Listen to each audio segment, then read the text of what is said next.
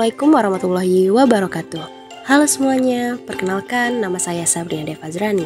Di sini saya akan menjelaskan tentang bagaimana sih menggunakan salah satu teknik konseling psikoanalisis dalam mata kuliah psikoterapi Islam. Enjoy your watching guys. Sebelum kita memasuki ke dalam bagaimana menggunakan teknik psikoanalisis, kita harus mengetahui dulu bagaimana teorinya. Teorinya dikembangkan oleh seorang neurologi asal Austria, Sigmund Freud.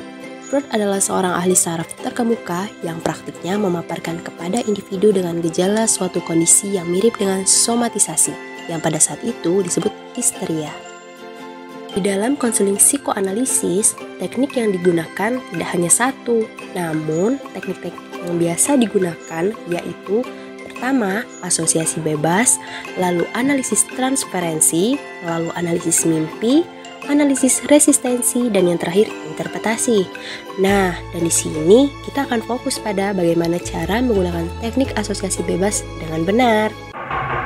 Ini sih, Ibu. Iya. Siang, Ibu. Ini tadi disuruh Ibu Dea kemarin berbicara. Oh, nanti ya? Iya. Ada apa ya, Bu? Jadi gini, Ibu dapat laporan dari Ibu Dea kalau Rati ini mengalami penurunan nilai di semester ini. Ya.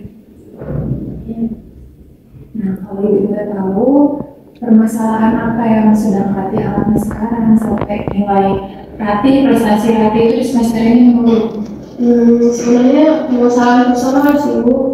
Enggak apa-apa Rati, karena di BK ini ada yang namanya asas kerahasiaan. Jadi Rati nggak perlu khawatir, karena rahasia ini akan benar-benar Ibu jaga, nggak akan ada yang tahu selain Ibu.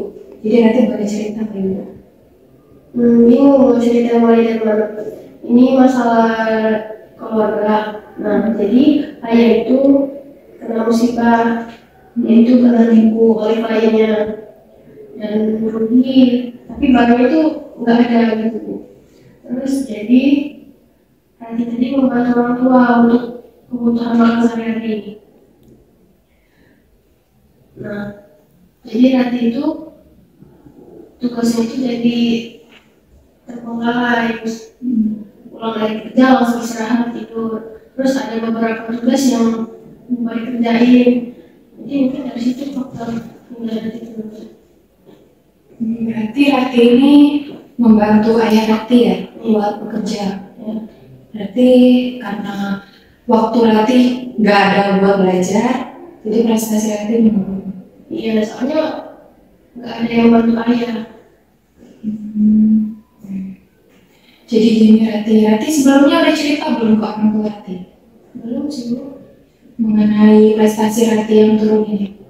Belum, soalnya nggak mungkin kan menambah beban pikiran mereka. Nah gini Rati, harusnya orang tua Rati itu tahu bermasalahan ini. Karena ini tentang Rati prestasi yang dulu sangat tinggi ya, berprestasi banget, sekarang malah prestasi Rati itu menurun. Nah itu orang tua harusnya lebih tahu. Dan mungkin nanti Rati bisa bilang nih ke orang tua kalau sebelum Rati membantu bekerja, Rati harus belajar dulu, izin belajar untuk seperti 10 menit atau 15 menit. Jadi Rati tetap bisa diimbangi antara pekerjaan Rati dengan sekolah Rati, gitu ya. Jadi bisa nanti ke depannya konselai orang tua. Nanti kalau misalnya Rati udah bilang orang tua udah ngelakuin, udah bisa belajar dulu terlebih dahulu sebelum bekerja, nanti mungkin kita bisa ketemu sekali lagi ya Rati untuk melihat perkembangan Rati. Gimana? Ya, nanti waktunya dibagi. Mungkin itu dulu ya Rati ya. Masih ya, Bu? Ya. Ini sih ya, Bu.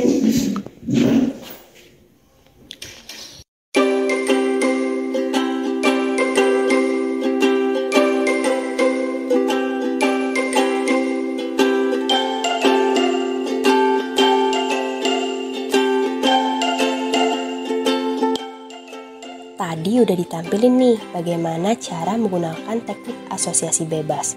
Nah, sekarang saya akan menjelaskan apa asosiasi bebas dalam psikoanalisis. Asosiasi bebas ialah salah satu teknik dalam pendekatan psikoanalisis. Dalam pelaksanaan teknik ini, seseorang konselor meminta seorang klien untuk secara bebas mengungkapkan berbagai pikiran yang ada dalam benaknya, ialah dengan kata-kata serta hal-hal yang terlintas dalam pikiran untuk diungkapkan semuanya. Dalam menggunakan teknik ini, pastinya ada kekurangan dan juga kelebihan. Kelebihan yang ada dalam teknik ini, pertama, dapat digunakan sebagai alat terapi, lalu dapat memahami kondisi mental dan sifat individu seseorang, dan terakhir, klien bebas mengekspresikan semua perasaan, pemikiran, dan harapannya melalui kata-kata spontan. Lalu, kekurangan yang ada dalam teknik asosiasi bebas ini, pertama, menjadi sarana mengungkapkan asosiasi secara berlebihan oleh sang klien. Kedua, memungkinkan asosiasi menjadi acak dan tidak terkait dengan kondisi jiwa klien. Dan ketiga, klien sulit menemukan dan mengungkapkan kata yang ada di benaknya. Sekian informasi yang dapat kami tampilkan dan jelaskan. Saya sebagai perwakilan dari kelompok 4 mengucapkan wassalamualaikum warahmatullahi wabarakatuh. Thank you for watching guys.